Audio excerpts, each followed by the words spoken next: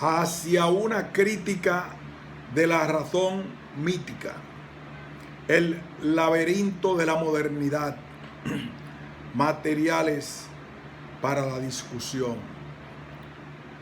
Un ensayo de Franz J. Hinckelamert.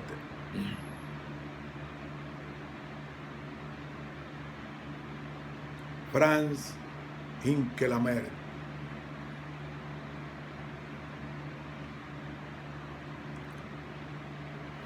Prólogo.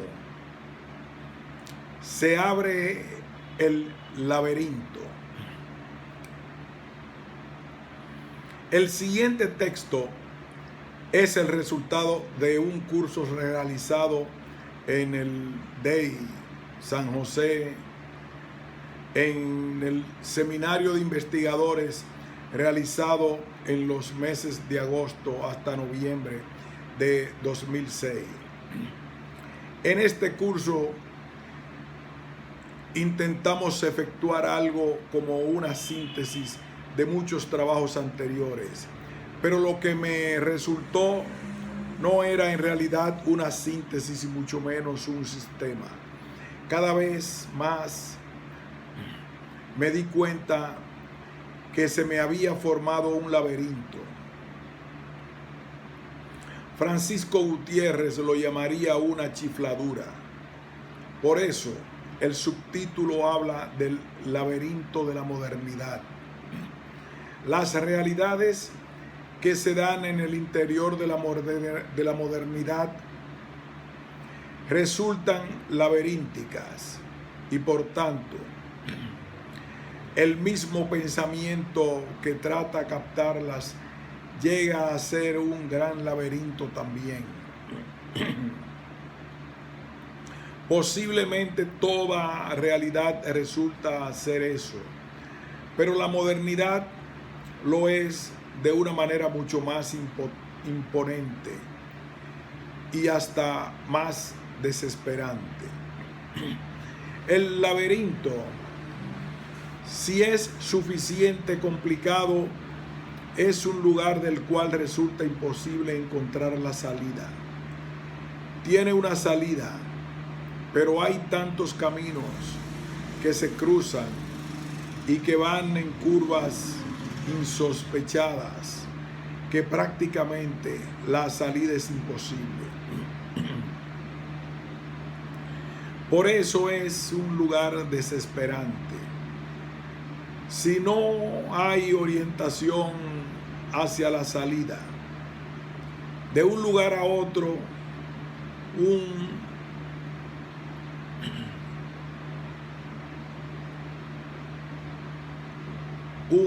se mueve, repite caminos, descubre nuevos, pero ningún camino va a un lugar del cual se puede saber cuál es el lugar.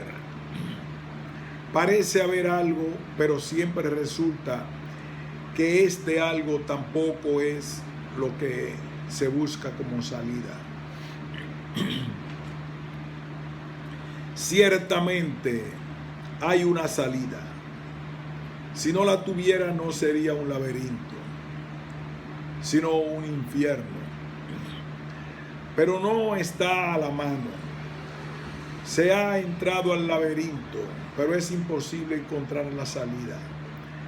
La salida está por donde se entró.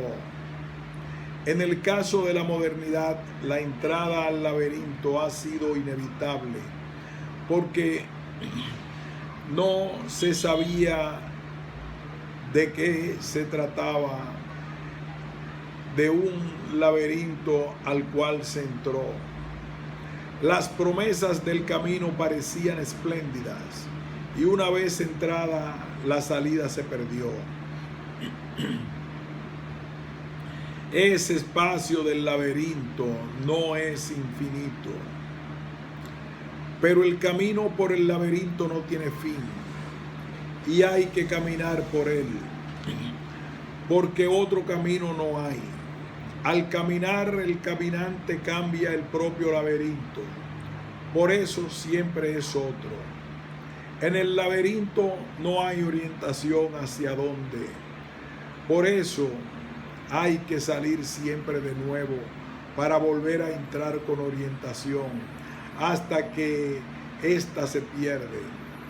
Hay que volver a salir entonces para volver a entrar. Pero siempre hay que volver a entrar al laberinto de la modernidad porque no hay otro camino. No hay postmodernidad. En el mito griego del laberinto, el héroe entra al laberinto y encuentra solamente de nuevo la salida, porque lleva consigo un hilo que Ariadne le consiguió y constantemente le permite saber cuál ha sido su caminar dentro. Por eso puede volver. En el laberinto de la modernidad hace falta también este hilo de Ariadne para poder volver y conseguir desde afuera la orientación, para poder seguir el camino adentro. Pero el hilo se gasta y hay que volver siempre de nuevo para renovar o alargarlo. Hay que buscar este hilo de Ariadne. En el texto que sigue, intento encontrar este hilo de Ariadne para no estar perdido en el laberinto que resulta ser el lugar en el cual nos encontramos. En el texto desarrollo esta búsqueda. Encuentro el hilo en un hecho que marca una historia occidental y con el cual aparece lo que en el curso de la historia resulta ser la modernidad. Este gran hecho es que Dios se hizo hombre, se hizo ser humano. Ocurre en el primer siglo y nunca más desaparece de la historia. Los muchos lugares del laberinto sin lugares donde aparecen las consecuencias y las conclusiones de este hecho, pero siempre se pierden de nuevo, nunca son suficientes. Muchas veces son negados y constantemente se hacen irreconocibles para hacer vuelta, a ser asumidos a partir de otra salida del laberinto, para volver con un hilo de Ariadne renovado. Yo hablo del hecho de que Dios se hizo hombre, no de la fe o creencia. Se trata de un hecho perfectamente secular. Es un hecho antropológico. Efectivamente se trata de un hecho que podemos constatar. Evidentemente hay también la fe de que Dios se hizo hombre. Está en el centro del cristianismo. Tiene una forma religiosa y el hecho se produce, por lo menos, eso es muy probable, a partir de esta fe. Pero va más allá de la fe, porque también según la fe de Dios no se hizo cristiano, sino se hizo hombre, ser humano. Tiene una profunda religiosa forma y el hecho se produce, por lo menos, eso es muy probable, a partir de esta fe. Pero va más allá de la fe, porque también según la fe, Dios no se hizo cristiano, sino se hizo hombre, ser humano. La paradoja del mensaje cristiano es que Dios no se hizo cristiano, sino hombre. Desde el comienzo, el mensaje cristiano va más allá de lo cristiano. El mensaje es humanizarse, no necesariamente cristianizarse. La secularización del cristianismo es parte del mismo cristianismo, es su interior. El mensaje de humanizarse puede rebelarse en contra del mismo cristianismo instituido.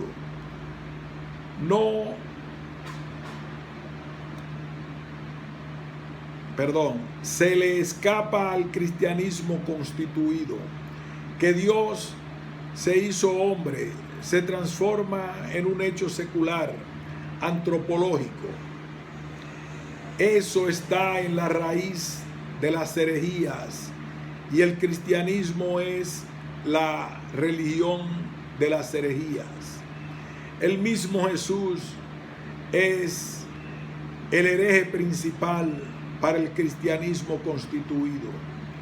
Las grandes emancipaciones de la modernidad, la del individuo, la de los esclavos, la de la mujer y la de la clase obrera, nacen del hecho que Dios se hizo hombre, ser humano, pero todas encontraron en el cristianismo constituido un enemigo férreo. El cristianismo produce las herejías para condenarlas después.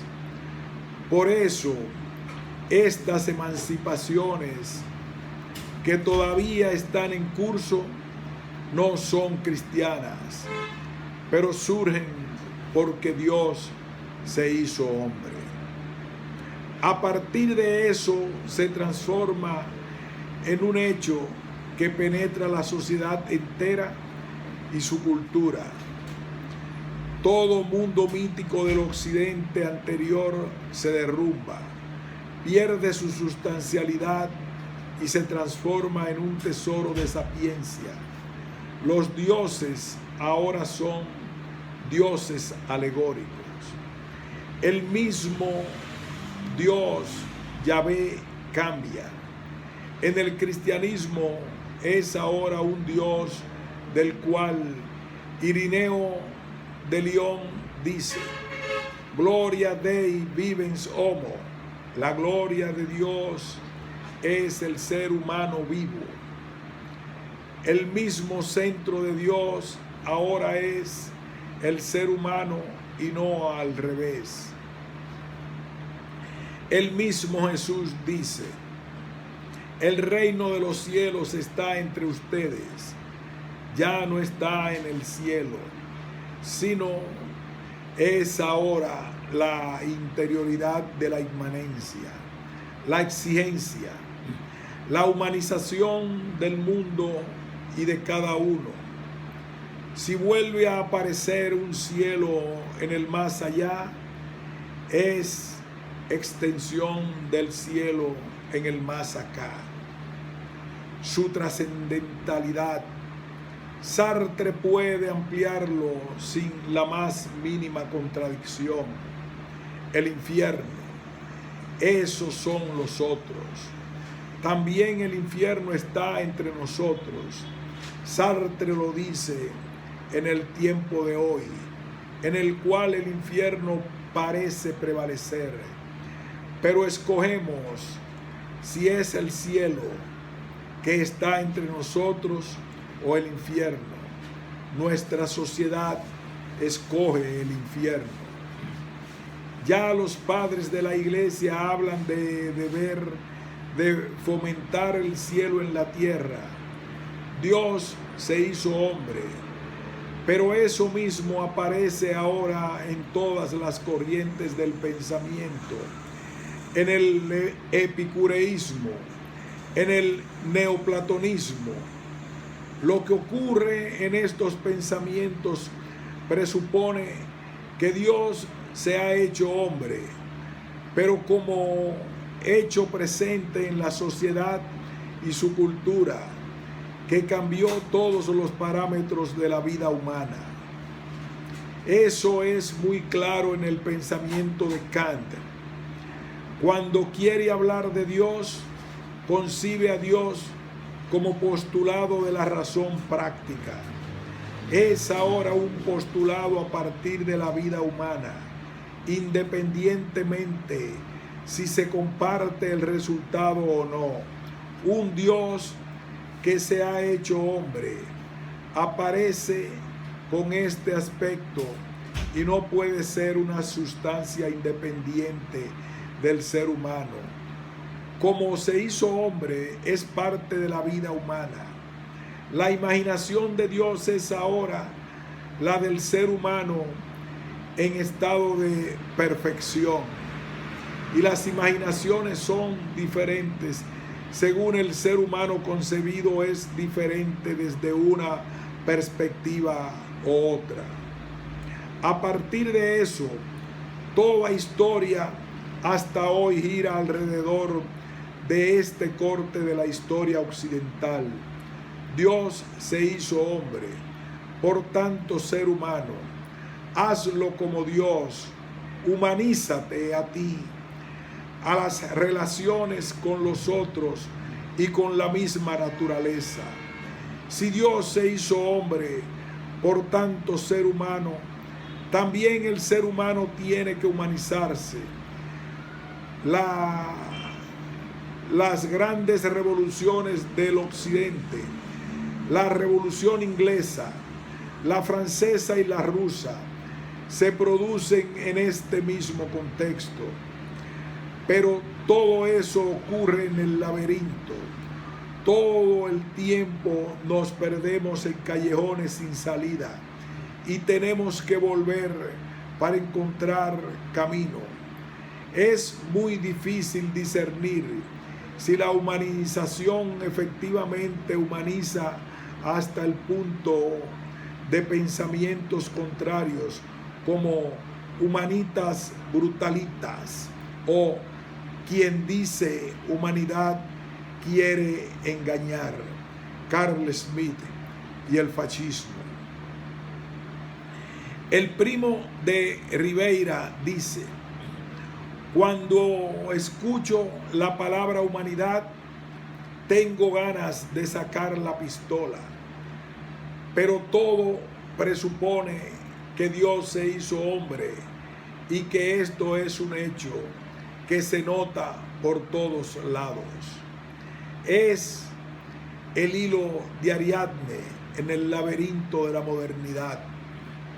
El texto aquí presentado trata de mostrar el desarrollo del hecho de que Dios se hizo hombre y de sus consecuencias.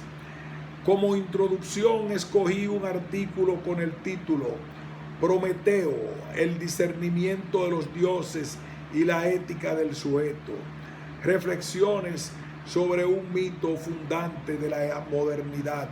Este artículo apareció la primera vez en la revista Pasos del Day, Costa Rica, en marzo-abril de 2005. Aquí está revisado y ampliado. A esta introducción siguen los 6 capítulos del libro. El primero presenta un análisis del cristianismo de los primeros siglos en términos de su polarización inicial, estableciendo dos polos en conflicto que se presentan más bien en términos de tipos ideales. Los presento como un cristianismo fundamental, por un lado, y su inversión en función del poder imperial. Espero que se reconoce con facilidad con estos polos siguen vigentes hasta hoy a pesar de todas las secularizaciones y transformaciones. A eso siguen los otros capítulos que ya se ubican en la modernidad propiamente dicha a partir del tiempo del Renacimiento y de la conquista de América. Dentro de estos capítulos se encuentran varios excursos. Siempre están vinculados con la temática de los capítulos. pero se trata de manuscritos más bien independientes que muchas veces rebasan el marco más estrecho de la temática del capítulo en el cual están ubicados. Creo que dan luces sin ser estrictamente necesarios para el argumento. Por eso se pueden dejar también de lado leyendo el texto sin ellos. Son pasillos del laberinto. La inseguridad sobre si efectivamente llevan a algo es parte del laberinto. En el marco de todo este conjunto, quiero hacer ver que este hilo de Ariadne efectivamente es valioso para ubicarnos en el laberinto de la modernidad, que Dios se hizo hombre, se transformó en un hecho. Claro, no es ningún hecho parcial en el sentido de los hechos de las ciencias empíricas. Es un hecho porque se nos impone como un hecho. Si queremos entender nuestro mundo, en este sentido es un hecho categorial. Es el marco categorial sin el cual no podemos ni seguir viviendo en nuestro mundo. No podemos no ver el mundo desde dentro de este marco categorial, pero muy raras veces tomamos ciencia de eso. Se trata de un velo que esconde este hecho y hay que tratar de quitarlo. Fin del prólogo. A manera de introducción, Prometeo, el discernimiento de los dioses y la ética del sujeto, reflexiones sobre un mito fundante de la modernidad. El mito de Prometeo, que en su origen es un mito griego, es transformado desde la Edad Media, especialmente desde el Renacimiento, en uno de los grandes mitos de la modernidad. Formula inclusive el espacio mítico de todas las utopías de la modernidad a partir de la utopía de Tomás Morus. Rebasa estas utopías siendo su raíz mítica. Inclusive aparece también en los grandes pensamientos críticos de la modernidad burguesa. Por eso contiene también una clave para el pensamiento utópico de Marx. Este mito moderno de Prometeo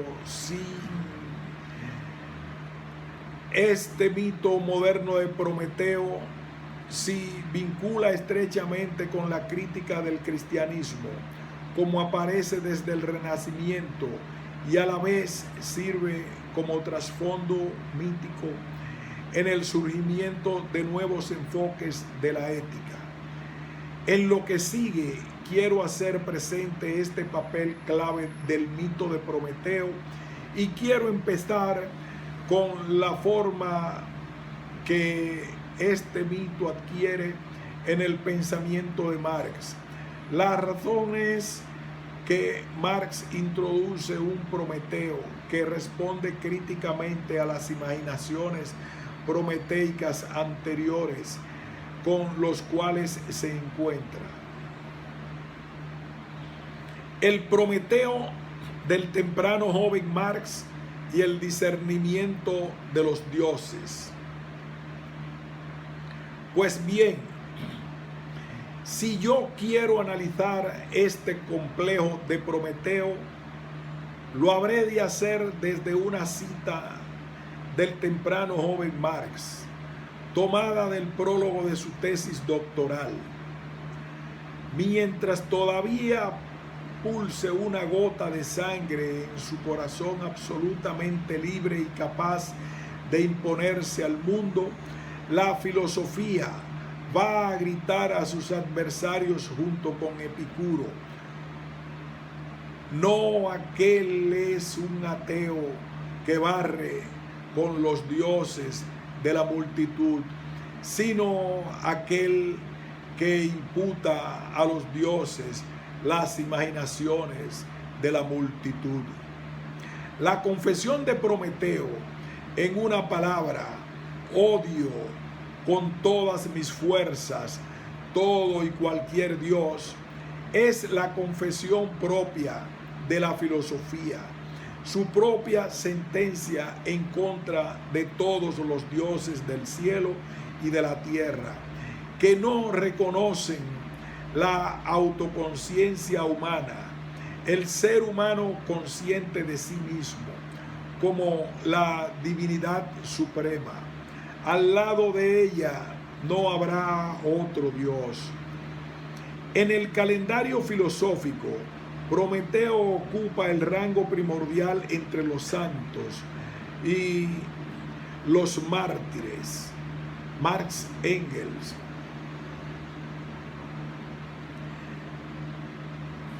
Se trata de hecho de un Prometeo bastante único y en cierto sentido es la cima de todos los Prometeos.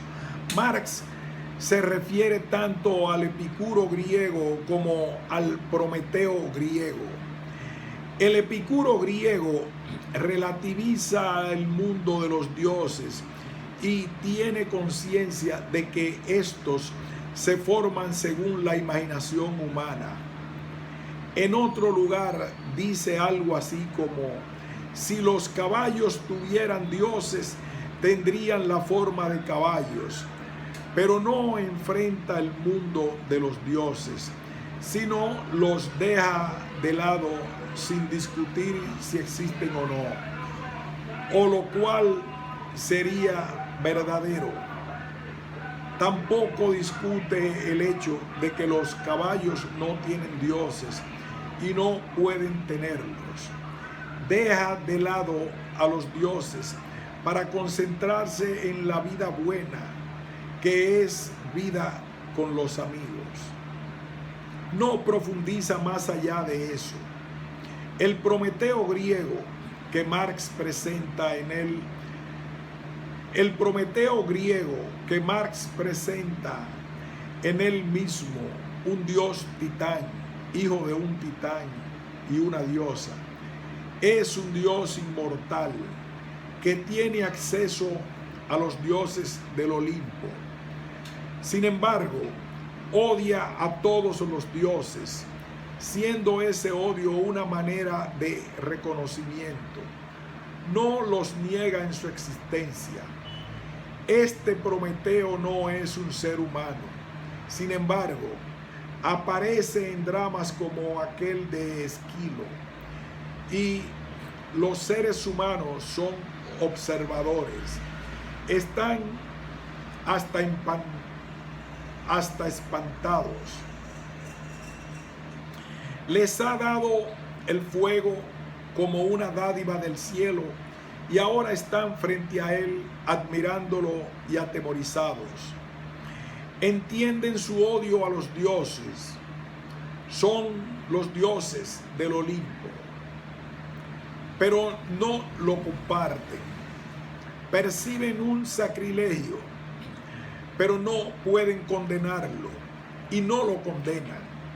Claro que todo ocurre a nivel celestial frente a un público humano. En la antigua Grecia había muchas versiones de la historia de Prometeo. En una de ellas, Prometeo aparece como el dios Titán, que forma a los hombres del barro consiguiendo el fuego divino para inculcarle el alma. Este es parte del mito de la Edad de Oro, en el cual hay solamente hombres y los niños nacen de la tierra. Es una sociedad tranquila y sin inquietud. Zeus manda la primera mujer, que es Pandora. Ella trae la desgracia a este mundo paradisíaco, y los mitos griegos hablan de la mujer como la desgracia hermosa. Este Prometeo roba del cielo de los dioses el fuego y lo regala como dádiva a los hombres. Con el fuego empieza el desarrollo de la civilización. Por eso, Prometeo es venerado como el dios de la producción, de la artesanía y del desarrollo de la civilización en general. Al robar el fuego, Zeus castiga a Prometeo, lo manda a encadenar en el Cáucaso y manda un águila que le devora su hígado. El hígado se renueva todos los días y el águila todos los días lo vuelve a devorar. Este castigo lo sufre 30.000 años. En la versión más conocida, al fin Heracles lo libera, mata al águila y le quita las cadenas a Prometeo. Zeus lo acepta bajo una condición. Prometeo tiene que llevar ahora por toda la eternidad un anillo forjado con hierro de la cadena con hierro. Zeus lo acepta bajo una condición. Prometeo tiene que llevar ahora por toda la eternidad un anillo forjado con hierro de la cadena. Transforma el castigo sangriento en un castigo simbólico. Este mito de Prometeo da los elementos para la imaginación prometeica a partir del Renacimiento. Todos estos mitos construidos a partir del mito de Prometeo griego tienen un rasgo común que los distingue a todos del mito griego. Prometeo ahora es visto como un hombre rebelde que se levanta frente a los dioses. Prometeo deja de ser un dios y es transformado en hombre. El mito griego sirve más bien como una cantera para la reconstrucción mítica de una rebeldía y emancipación humana que la sociedad moderna a partir del Renacimiento efectúa. En este molde se inscribe también el Prometeo que Marx imagina. Ahora, cuando Marx habla por la boca de su Prometeo, habla según Marx la filosofía que asume la posición de Prometeo, pero asumiéndola no pronuncia odio, sino una sentencia. Es la sentencia que Marx hace suya y es una sentencia en contra de todos los dioses del cielo y de la tierra, que no reconocen la autoconciencia humana. En la traducción literal,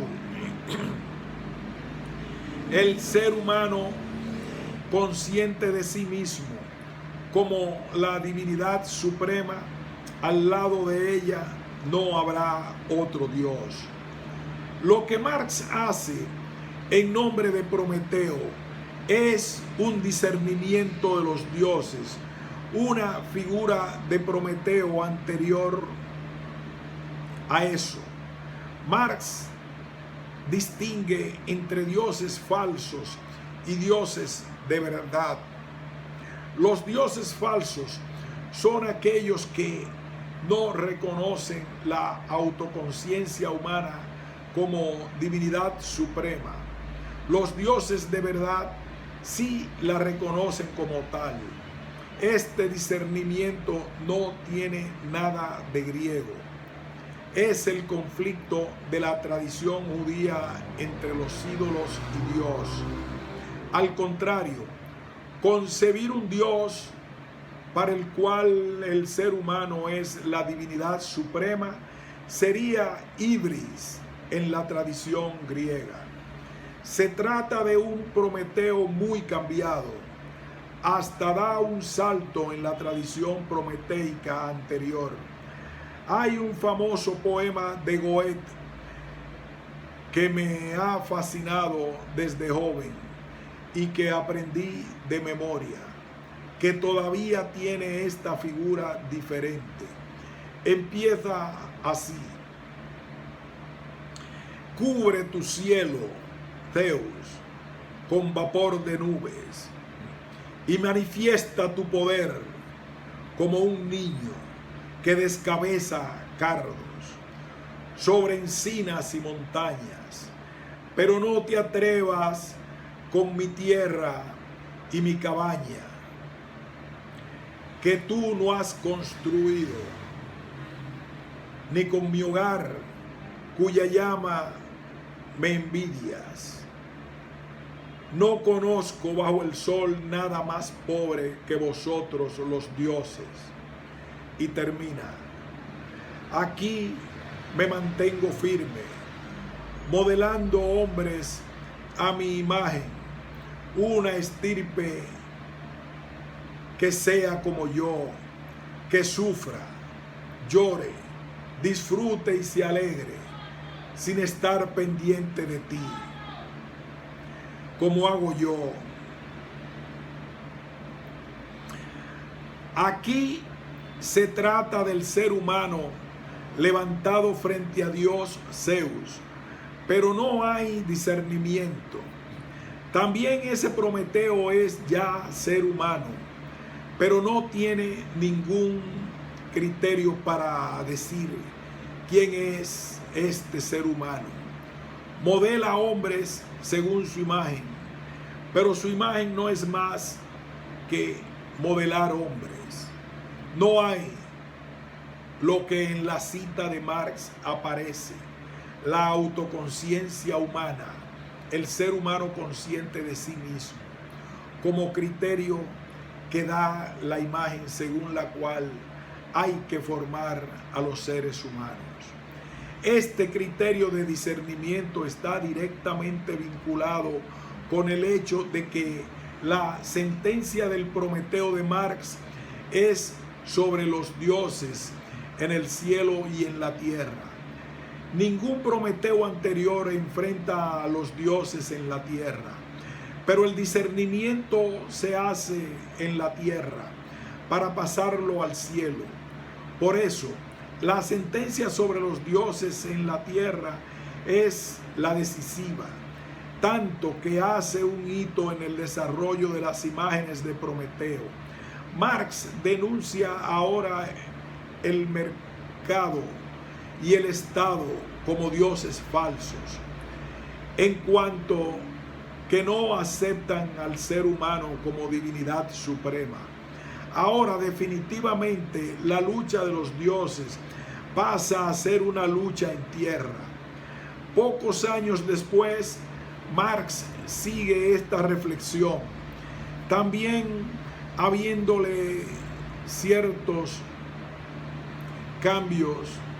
El prólogo citado es de 1841, en la introducción en la crítica de la filosofía del derecho de Hegel de 1844. Aparece pocos años después. Marx sigue esta reflexión, también haciéndole ciertos cambios. El prólogo citado es de 1841, en la introducción a la crítica de la filosofía del derecho de Hegel de 1844. Aparece: la crítica de la religión desemboca en la doctrina de que el hombre es la esencia suprema para el hombre, y por consiguiente en el imperativo categórico de echar por tierra todas las relaciones en que el hombre sea un ser humillado, sojuzgado, abandonado y despreciable. Manuscritos económico-filosóficos. No habla de la autoconciencia como suprema divinidad, sino habla ahora del hombre como suprema esencia del hombre. La reflexión, por supuesto, es la misma, pero han cambiado palabras y conceptos. De esta suprema esencia para el hombre deriva ahora su imperativo categórico de echar por tierra todas las relaciones en que el hombre sea un ser humillado, sojuzgado, abandonado y despreciable. Esta esencia suprema no es una esencia metafísica en el sentido de la metafísica anterior. Sin embargo, es una exigencia en el llamado a una transformación. Desemboca en una ética, una exigencia, pero nace del ser humano mismo en cuanto se quiere realizar como ser humano. Se trata de una autorrealización en cuanto sujeto humano, pero es una autorrealización que echa por tierra todas las relaciones en que el hombre sea un ser humillado, sojuzgado, abandonado y despreciable. Es notable la diferencia con el Prometeo de Goethe, cuya autorrealización no es más que la afirmación de sí mismo y de su poder, su ser como Faber. Sin embargo, el orgullo prometeico es el mismo en los dos casos. Por eso el poema de Goethe sigue tan fascinante y actual. Sin embargo, ha ocurrido un cambio importante en el Marx de 1844 con el Marx de 1841. En 1841, Marx habla todavía de un posible Dios para el cual la autoconciencia humana es la divinidad suprema. A partir de 1844 ya no lo hace. El cambio es comprensible y hace que se refleje en las posteriores posturas de Marx frente a la religión. Si el ser humano es la divinidad suprema, ¿para qué entonces un Dios? Marx concluye que ahora la referencia a Dios sobra. Dios es ahora el ser humano en cuanto echa por tierra todas las relaciones en que el hombre sea un ser humillado, sojuzgado, abandonado y despreciable. Por eso, posteriormente va a concluir, no hace falta abolir la religión, sino la religión morirá en cuanto el ser humano se tome a sí mismo como esencia suprema. Deja de concebir un Dios que tenga esta esencia humana suprema como divinidad suprema. Allí pasa con Marx lo que pasó con Goethe, aunque al revés. También en Goethe el ser humano es la divinidad suprema. Por consiguiente, tampoco concibe un Dios que tenga a este ser humano como divinidad suprema. Se trata de contrarios. En Goethe el ser humano es divinidad suprema en cuanto homo faber. En Marx, en cuanto sujeto humano concreto que se libera. En cuanto homo faber es dominador. En cuanto sujeto es liberador. Posteriormente, Marx transforma su crítica a la religión en un método de análisis. En efecto, es mucho más fácil encontrar mediante el análisis el núcleo terrenal de las imágenes nebulosas de la religión que proceder al revés, partiendo de las condiciones de la vida real en cada época para remontarse a sus formas divinizadas. Este último método es el único que puede considerarse como el método materialista y por tanto científico. Karl Marx, El Capital. Se trata ahora de un análisis de las divinizaciones a partir de la vida real. Para mí personalmente es ciertamente el método para analizar todo este mundo mítico en el cual siempre me he inspirado. Permite analizar a los dioses y discernirlos. Se trata de algo para lo cual Marx esbozó todo un programa de investigación al que no se le ha dado casi seguimiento en la tradición marxista.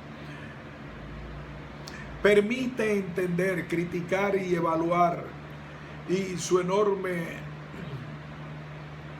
Permite entender, criticar y evaluar. Por supuesto, hace falta analizar de esta manera los dioses de Bush, Reagan o Hitler y su enorme funcionalidad en la política. Pero igualmente permite analizar los diversos ateísmos y discernirlos.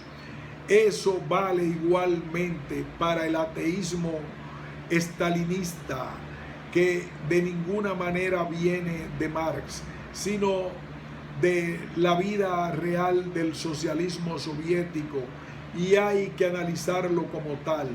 Este ateísmo es también una forma divina de la vida real.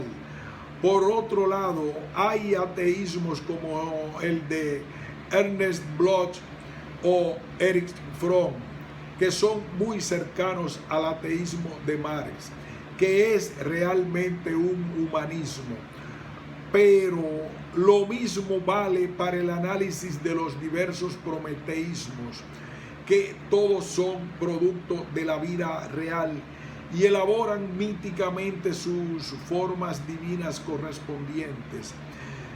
Sociedades y seres humanos se autorreflexionan en el medio y por medio de sus formas divinas. Por eso, la historia de las formas de Prometeo que se dan es a la vez la historia real. Las mismas épocas históricas y los polos de conflicto en cada una de estas épocas llevan a la construcción de formas del Prometeo diferentes y correspondientes. Lo que la época histórica es, se puede interpretar por las imágenes prometeicas que produce. Creo que Lurie deja eso demasiado de lado. Eso tiene como condición prescindir de la pregunta de si Dios existe o no. Eso no tiene mucho que ver. Es como la pregunta Mu en la tradición budista.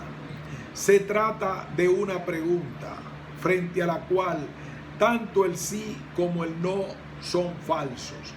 Contestar a la pregunta de si existe Dios con el sí es falso, pero contestar con el no es falso también. En este sentido, Engels es muy miope en relación a Marx cuando dicta: la naturaleza existe independientemente de toda filosofía. Es la base sobre la que crecieron y se desarrollaron los hombres, que son también de suyo, productos naturales, fuera de la naturaleza y de los hombres.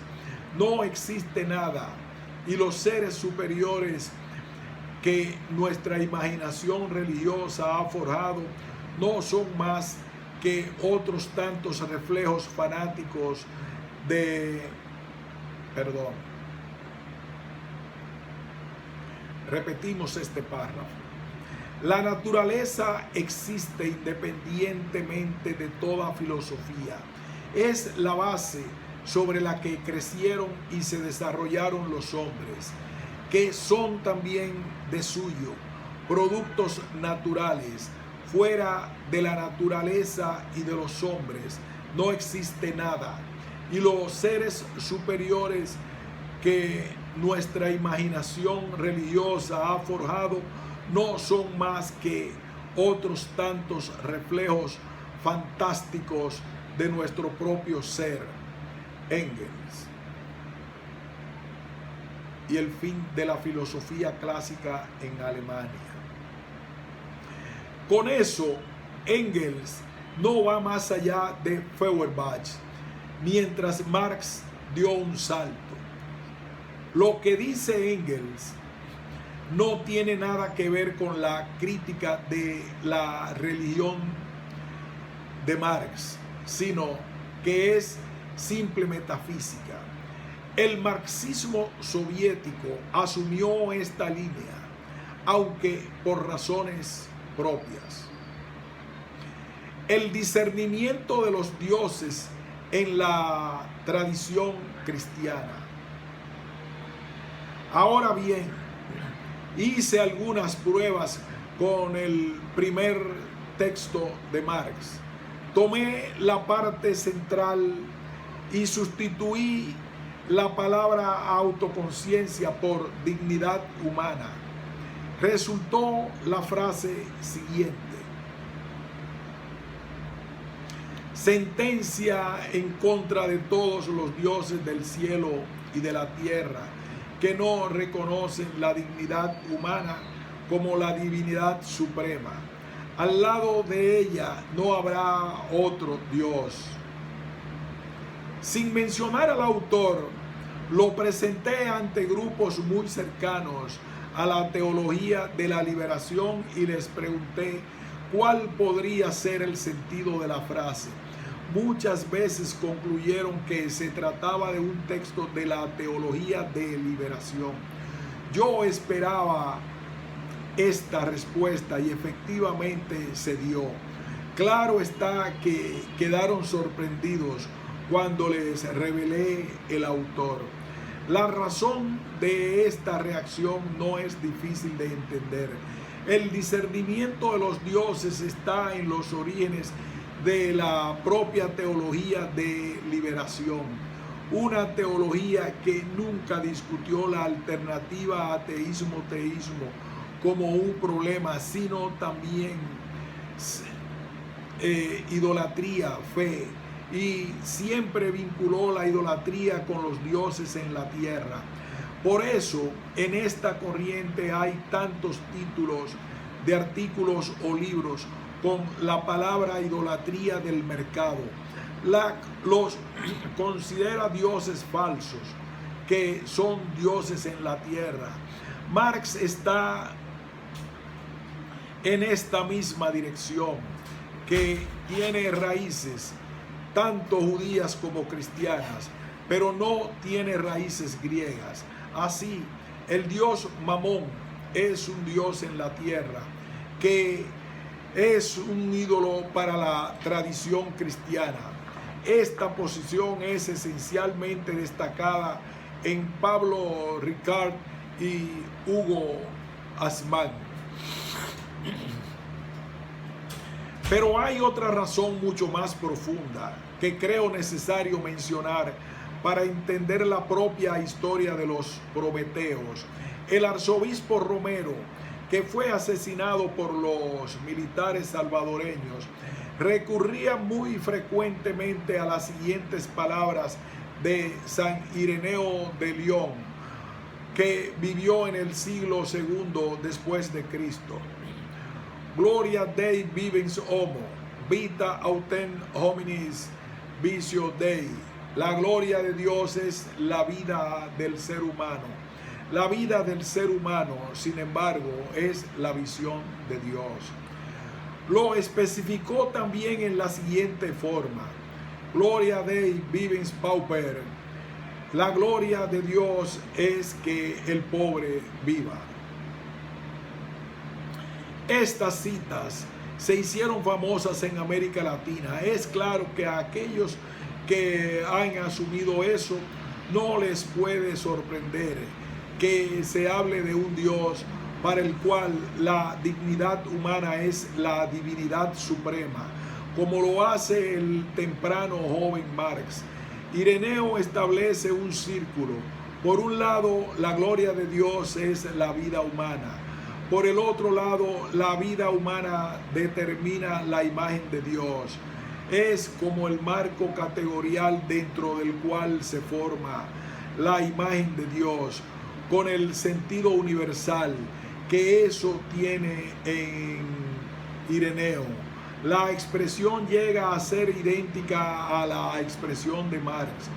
No creo que Romero haya tenido conciencia de eso, pero es comprensible que los estudiantes a los cuales presenté la cita de Marx, sin mencionar el nombre del autor, hayan llegado a juzgar que se trata de un teólogo de liberación.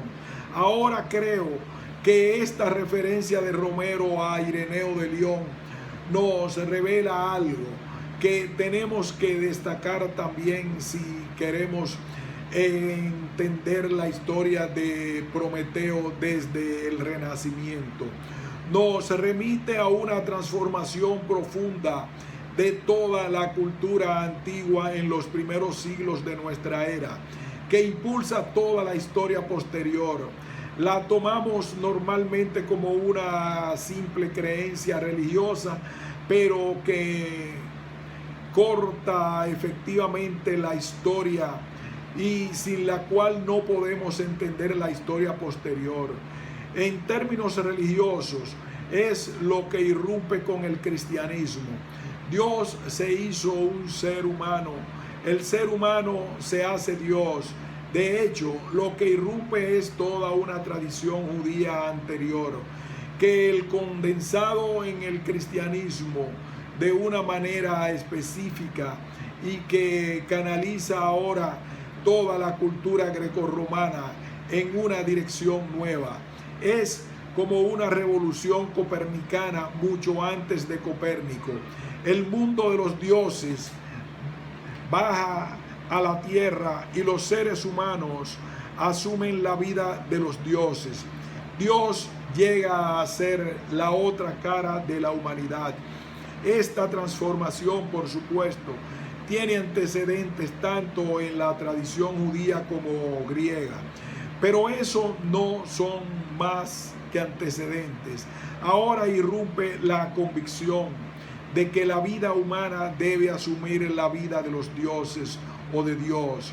Una frase como la de Ireneo, Gloria Dei vivens homo, es inimaginable antes de esta irrupción. Toda relación con el mundo de los dioses ha dado vuelta. Hay acceso a Dios y Dios es transformado en el destino humano.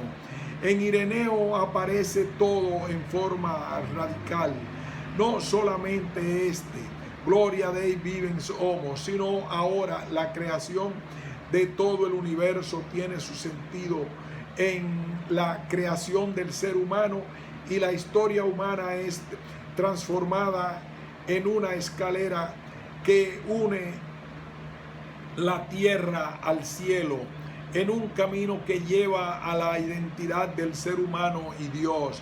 El ser humano se transforma en el centro del universo, de la historia y de Dios.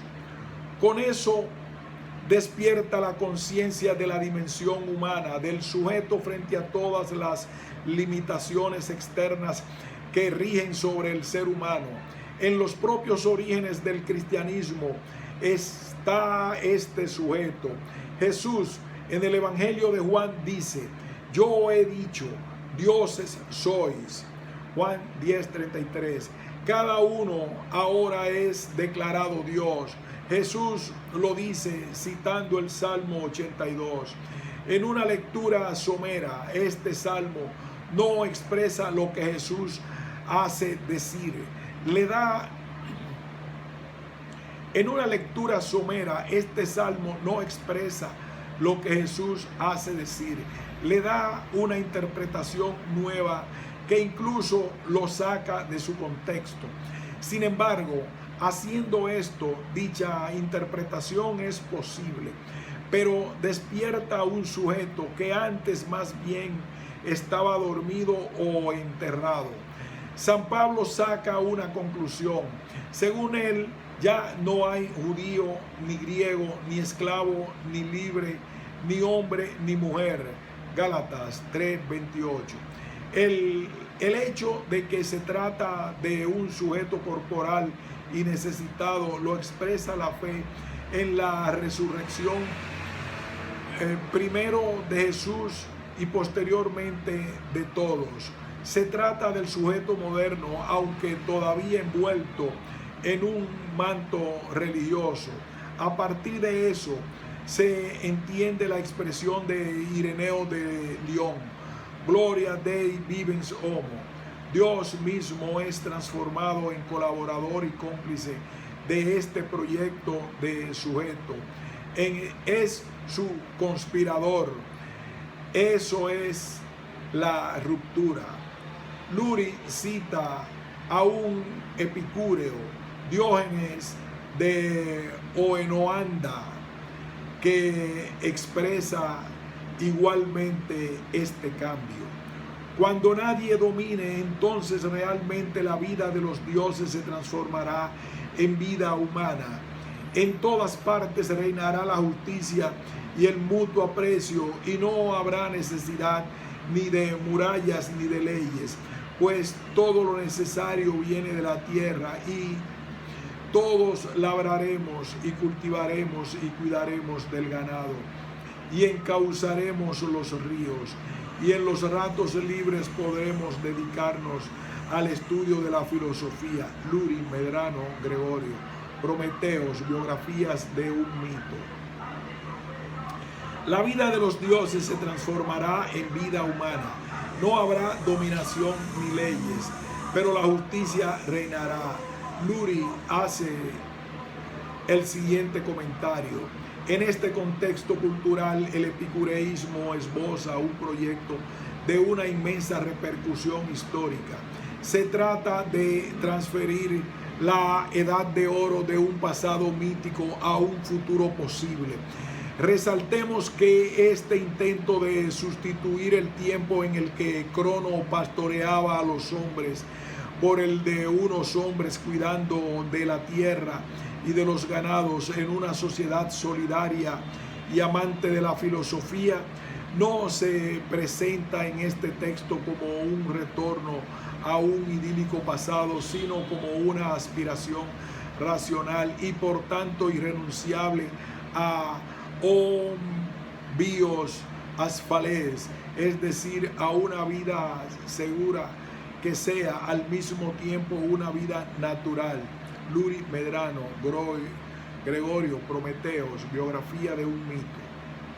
Pero lo que dice Diógenes en Oenoandas es en relación con lo que dice Ireneo de Lyon, una simple variación, aunque la postura de Ireneo es mucho más radical cuando pone al ser humano en el centro del universo, de la historia del mismo Dios. Lurie trata a eso como algo que viene del epicureísmo, pero lo que ha ocurrido es una ruptura de toda la cultura que aparece de una forma en todo el pensamiento de este tiempo, y por tanto en el epicureísmo también aparece de manera diferente también en el neoplatonismo, que se mueve muy cerca de la mística posterior. Aquí haremos una pausa y continuaremos más adelante.